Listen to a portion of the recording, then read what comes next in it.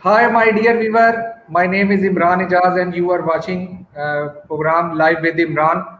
And ultimately, it's a behalf of the VOU management, Washington DC, and they give me chance to discussion related about Ukraine and world. So you already see the our previous program, which we already time to time participate with some guests. So today I also invite the one of the very familiar person who have a very good information about the Ukraine internal politics and external policies as well. So today I invite to him. So let me introduce this self guest introduction. His name is Maksym Mykhaylenko, and he is the editor in chief. The News Link is New ultimately Sky. media New news Sky. news sky. It's ultimately in media related, and I already share his the website as well. You can view and see. Secondly, he is also research director, Kronos Institute for the Social Research. Ultimately, he is the NGO for about the foreign policy as well. So let me introduction and hi sir, how are you? Uh, how are you? I'm fine. Thank Yeah, you for thank you very having much, me. sir. Okay. First of all, thank you very much. You give us your very important time to discussion about the very important issue. So, Mm. can you please first give your introduction about the yourself, your organization, and your work related to Ukraine? Yeah, well, I work in the political media for like 20 years by now.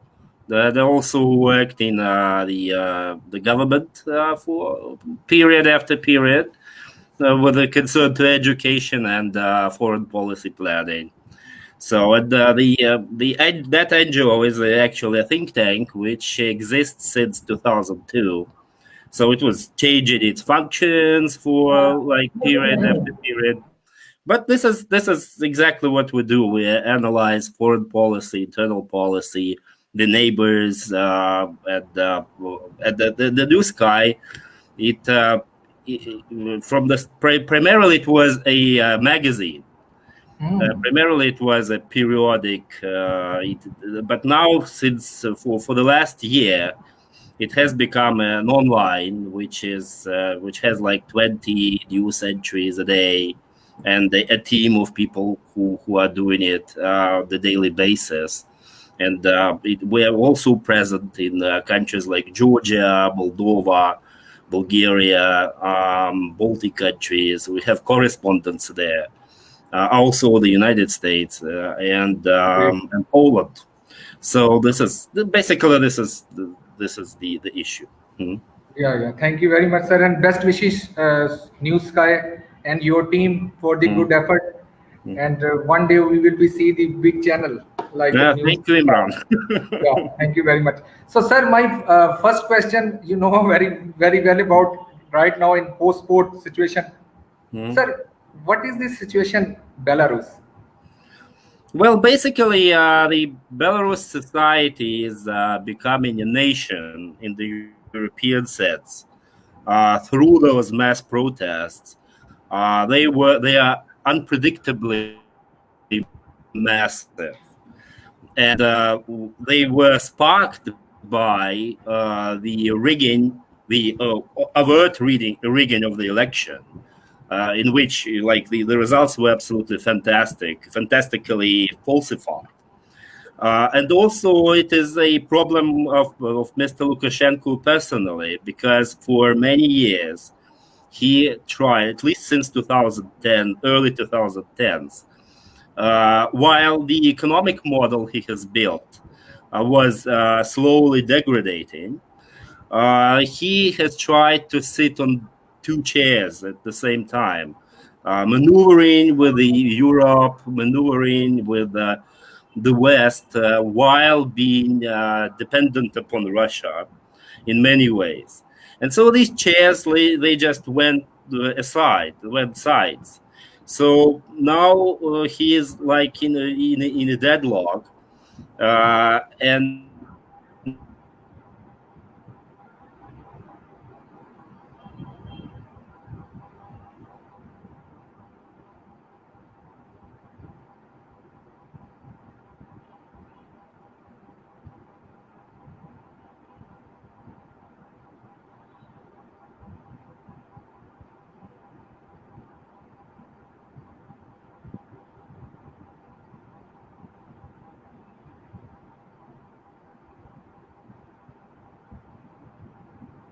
might be some internet issue, so he will be resumed very soon.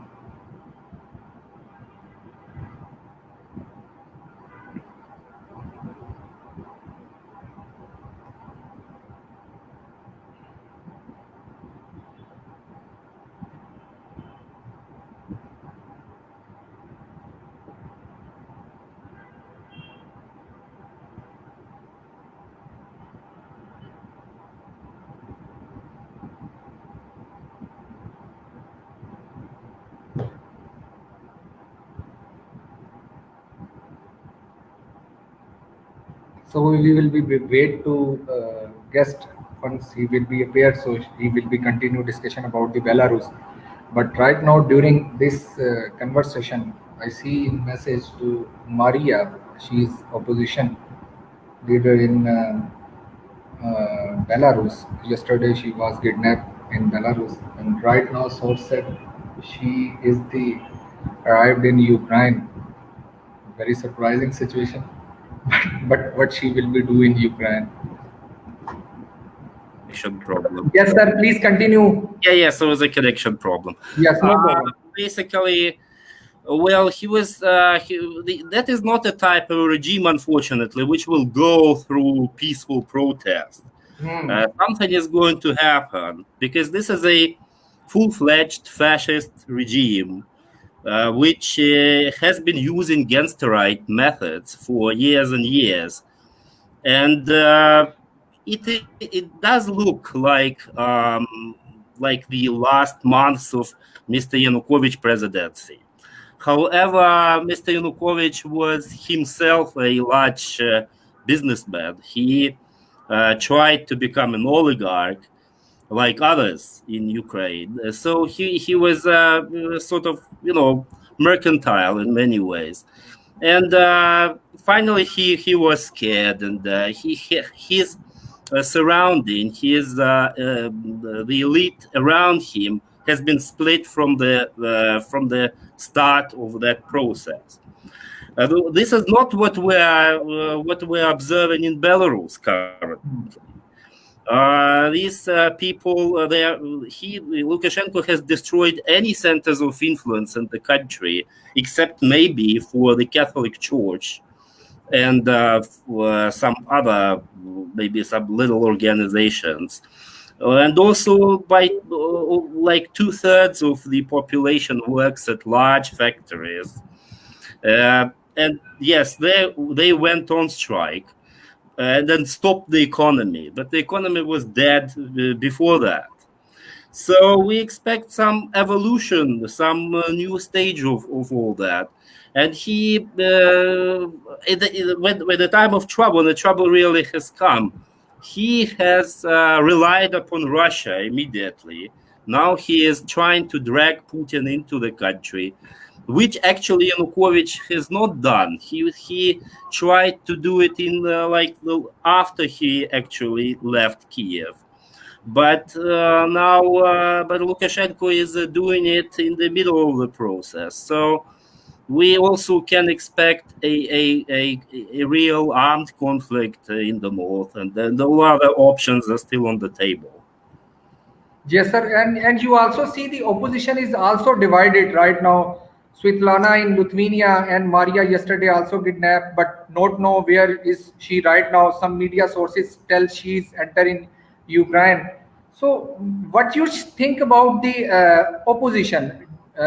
Because we can agree rigging in election, we can agree very good protest, but ultimately opposition power in Belarus, we can not see the most powerful, which same like the Ukraine in 2014. You will be see when Viktor Yanukovych used the forces in peaceful protest. So you will see very next 2 or 3 days, American Senator John McCain and very familiar, she is quickly come to the Ukraine, and after he will be see the all position. So we cannot see in Belarus this type of the situation, which situation was in 2014 in Ukraine. So what you think about the this scenario, and how the situation will be twins, same like Belarus and Ukraine? The opposition in Belarus is not institutionalized. Yes. Actually, in the middle of the 2010s, when Lukashenko was flirting with the West, he has allowed a number of parliamentary seats to go to the oppositionaries, but they were like two, so they could never make up any faction or anything. Also, a part of the cabinet and is Western oriented because he was he was instrumental in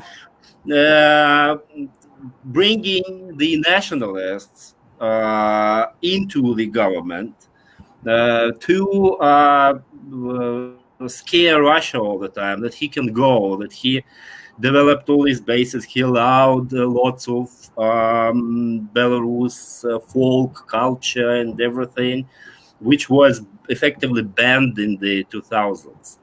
So, however, there is no political organization and so far.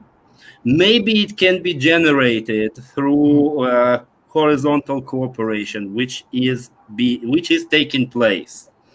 But it seems like that without the West, without its some consulting organizing role, basically society will just break up. Because this is what is been happening currently. Also,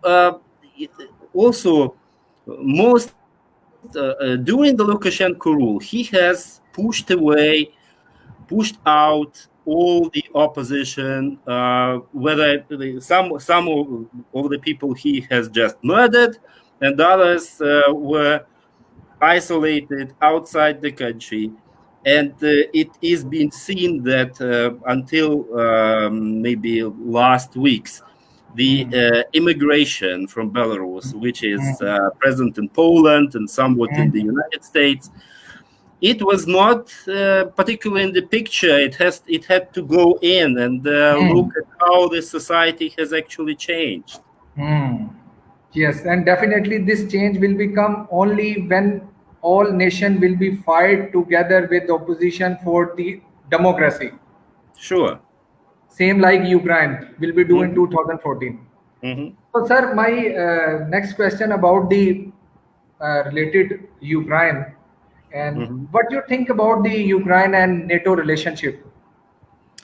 Well, as part of the immersion of the process, which has been taking place for years, the last year, 2019, we have acquired, through the last year and in 2020, we have acquired the another level of special partnership, which is being shared with countries like Finland or Jordan, and also this is Georgia and other. There are 6 countries which have the same status of the intensified partnership, which is great. And also Ukraine is taking part in all the maneuvers and all the war games and everything, and is being considered the most valuable partner. The other thing is that the situation is not particularly changing in the sense that there are countries in Western Europe, namely, I think who is left is France, is who are not particularly interested in expanding NATO anywhere. The same is with the European integration of the Balkan countries, which has now been effectively stalled. And we could see immediately, as this process has been visualized.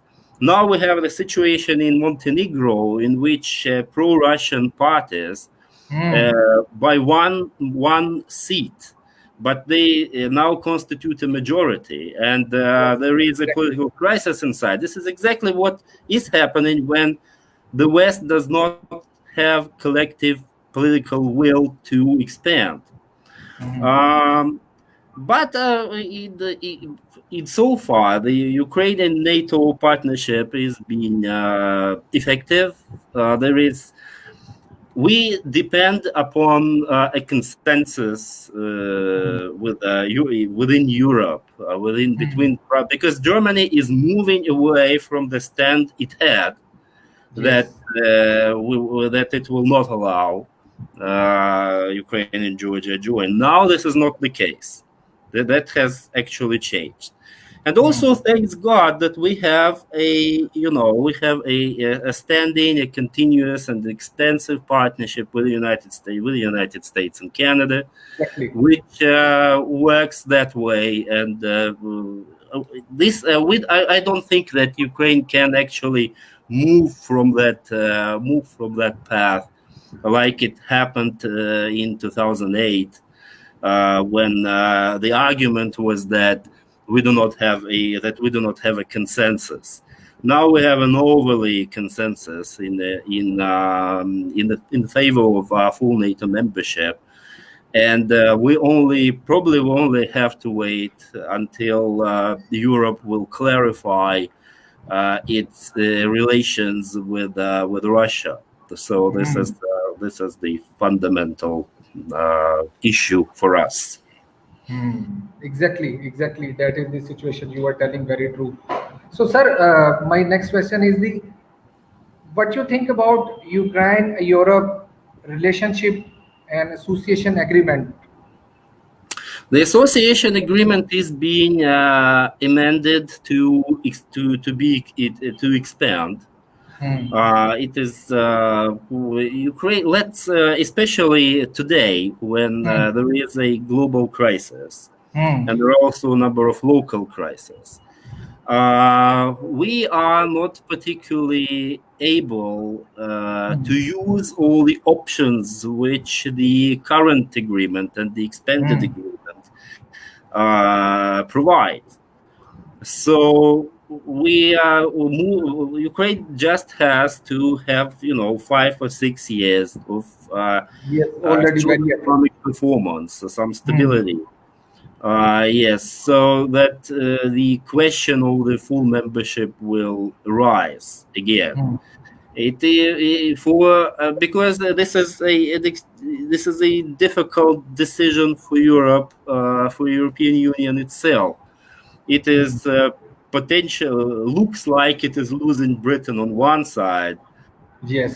but Hungary also. Ukraine, yeah, but Ukraine is a economy and the country which is the size of Poland and the Hmm. demographics of Poland, and so we do understand that we are moving in the track which is envisioned for large countries, not small countries which can be absorbed in a quick manner. And pretty much we do agree with that because there are two-track, two-speed, multi-speed and this was a German idea actually from the very start. The only risk is that, like the same way, going back to the French example, which Hmm. just for no reason at all has stalled the integration of Albania and some other country, Bosnia, not Bosnia, but the Hmm. other country, the Macedonia, right? So this is but Europe, there is a large consensus about Europe Hmm. because most of our economy is now linked to Europe, and the same is with the trade. Although we also have countries like China and Turkey being developing very quickly as our trade partners. So this is we should also count that into the picture. Yes, agree with you. Sir, we are expecting many things from Europe, United Nation. But my next question is that what is the performance Ukraine economy right now? You have a very challenging situation about pandemic as well. But There we are are yes, there are we are three. we we are expecting many things from Europe should help the Ukraine from the reform, give us the money and each and everything. Association agreement, Europe as well. So what you think about the real performance about Ukraine economy and reform situation right now in Ukraine, because over the 1 or 2 year in new government. So what you think about the real issue in Ukraine There economy? are there are 3 points of view from which that can be looked at. There is a patriotic point of view, which would say that we are in a crisis in which is Hmm. connected to the global situation. There is Hmm. a professional point of view, which would Hmm. say that in 2019 we had very high, comparatively high growth rates, and in 2018-19 and 2019 and 20 we're in a free fall. So the professional point of view will demand that one will criticize what is going on with the economic policy and Hmm. economic Hmm. planning at all, because it is to the high degree it is just absolutely incompetent and chaotic, which has been happening. The currently second government by now in the current administration Hmm. boasted of a quick turbo regime in which it adopted hundreds and thousands of laws. But when those laws come upon the table of the legal review and all other institutions, like they do not work because they've been not thought about. And all the fight against oligarchs, let's Hmm. say, has finished with a phrase about Mr. Kolomoisky that, well, Hmm. oligarchs do not exist anymore. We've just said that we do not exist, and we continue to do what we were doing. So there is, it seems like the elections on October 25 should direct the situation in one way or another, because the nation has to evaluate Hmm. uh, outside the expert community what it thinks about the way we're going. But the polling, the public opinion research, it says that the majority by now, the large majority of the the society, of the citizenry, it does not share a view that the country is going in the right direction in terms of economic policy and social policy, whatever. So basically, this is it. Excellent. Okay. And sir, what do you think about corruption? Because we are also getting the many question about reform in corruption, because corruption situation is Ukraine have some concern for international player as well. So what do you think about the corruption situation? the, Ukraine the also fighting the fight against the corruption right now is very slow or very quickly. Uh, one of the institutional problems of all that corruption, anti-corruption policies, that we've created lots of ministries, lots of services which were involved into it. And basically, what they started doing is that they started to fight each other instead of corruption. Hmm. We've also we gave lots uh, of power to the judicial system, which it uses in many cases in the wrong way. Hmm. And the fundamentally the real fight against corruption will start when first of all the large owners, the who privatized the Soviet property, would that will have some pact, a consensus with them that they pay the real money for those factories and infrastructure, which they've got almost free of charge. This is one thing. And second, Ukraine has a large gray economy, which is, which of course it does generate corruption on one hand. On the other hand, it feeds billions of people. And all of these anti-corruption policies, they do not touch upon oligarchs or mafia communities, mafia families, but they strike against usual citizens, which that only results in the rising cost of living. And in the second cycle, what these citizens do is they go and vote for the political parties which declare that they will stop fighting corruption in that way. So, and that goes on and on, it goes on and on again, because the true things, the honest things are not being said.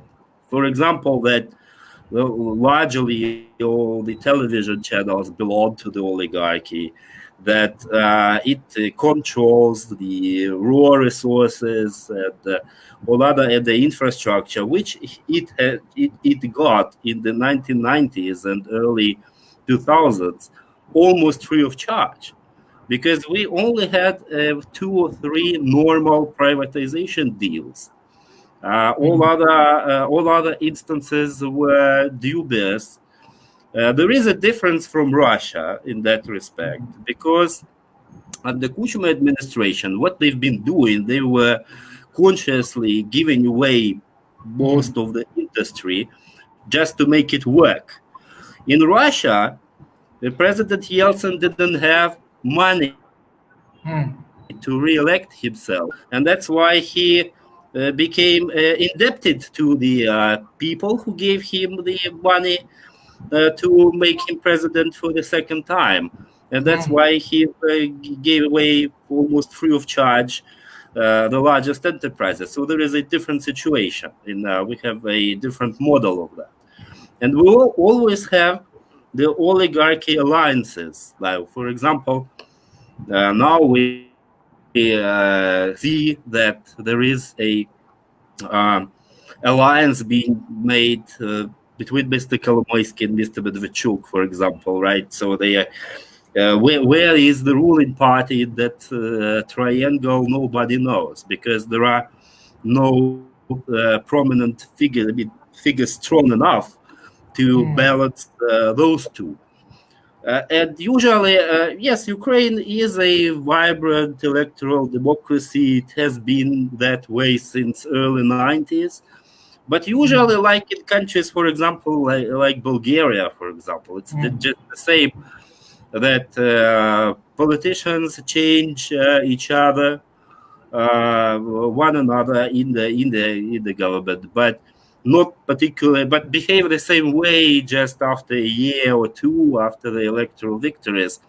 There is a joke like that, which is being very good, which is being understood very closely by Ukrainians and Bulgarians. When you ask what are the political parties in Bulgaria, they would tell you that those are CSK Sofia and Levski Sofia, the 2 football clubs.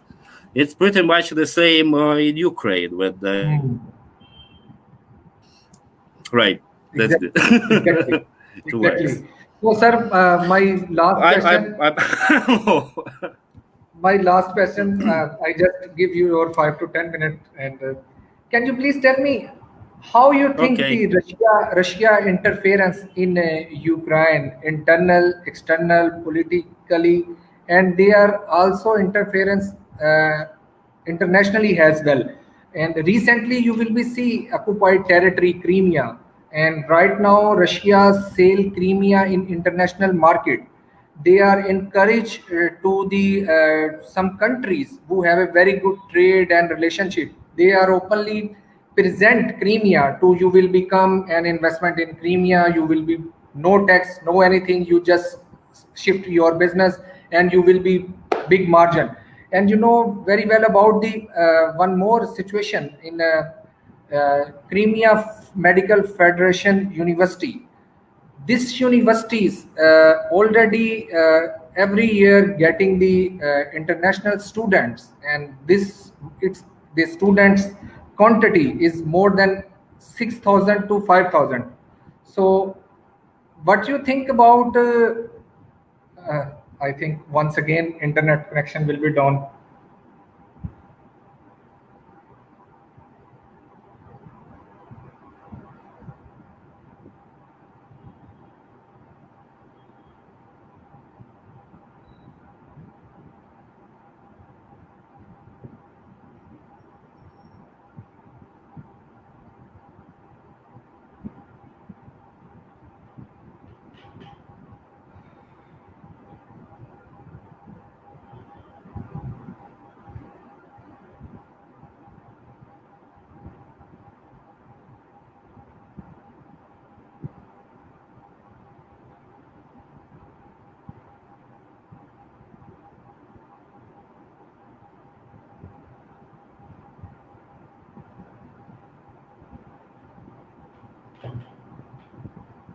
It's this. Yes, sir.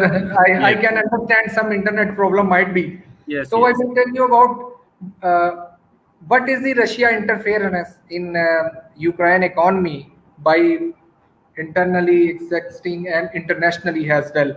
Can you please explain? Again. Can you please tell me? Basically, my question is that how Russia interference in Ukraine related economy, politically and internationally as well, because Russia is selling Crimea in hotspot area.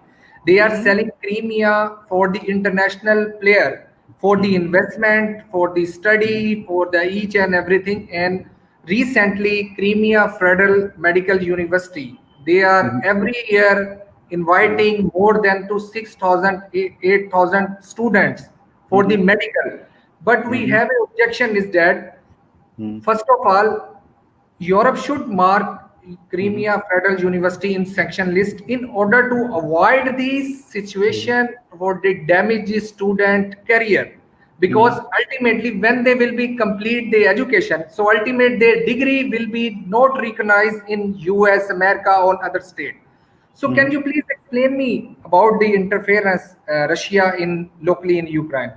Well, see, let's say on one hand, from the economic point of view, in 2013, Ukraine's economy has come to a stall. It was like zero growth.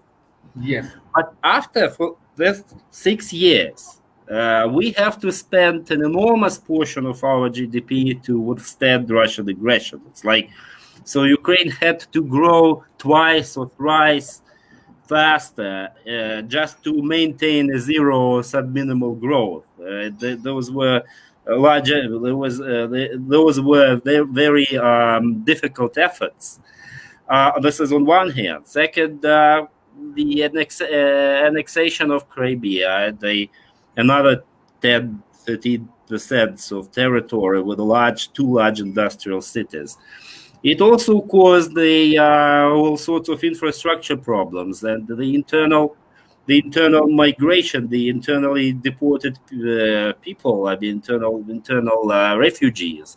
There's also all of that creates a pressure upon the economy and the government and the budget, which could work differently, which could be more successful in terms of these years. Also, Russia is pervasive in in all sorts of hybrid presence in Ukrainian enterprises and especially the media corporations. For example, we do not have anything like, say, Patriotic Act in the United States. That's why we are unable to take those channels from these people. While they are registered, for example, they are registered in some offshore jurisdictions, and formally they do not belong to any Russian citizens. One has to dig and dig and dig and dig to prove anything. Also, of course, Russia uses its seat in the UN Security Council just to Exactly. block any peaceful resolution of any progress. Yeah, that's why by now, Hmm. actually, the Minsk process has become a joke. I mean, Yes, you see exactly. Same who. like Budapest Memorandum. Yes, we've we point people there. I mean, the old presidents, who just sit and make fun of all that. we, The, we are expecting from the Minsk, but Minsk right now also in trouble. right, right. So yes, of course, trying to drag the idea of some other referendum or Hmm. special status, which is absolutely disallowed by Ukraine's constitution. It will not be amended. And if there will be any attempts to do it, it will cause mass protests and strengthening of the opposition to any political line like that. Hmm. Exactly. Mhm. So thank you very much, sir. You give us the very important time, and best of luck about your new sky media as well. And Sure. let's see. I Mhm. will be try to invite you in next panel discussion with Mhm. this. I will also invite some Mhm. Mhm. journalists from different Good. countries, so in order to share the Mhm. experience as well. So thank you very much, sir. Good. Have a nice day, sir. Bye Thank bye, you sir. for thank you for Take care. having me. Bye.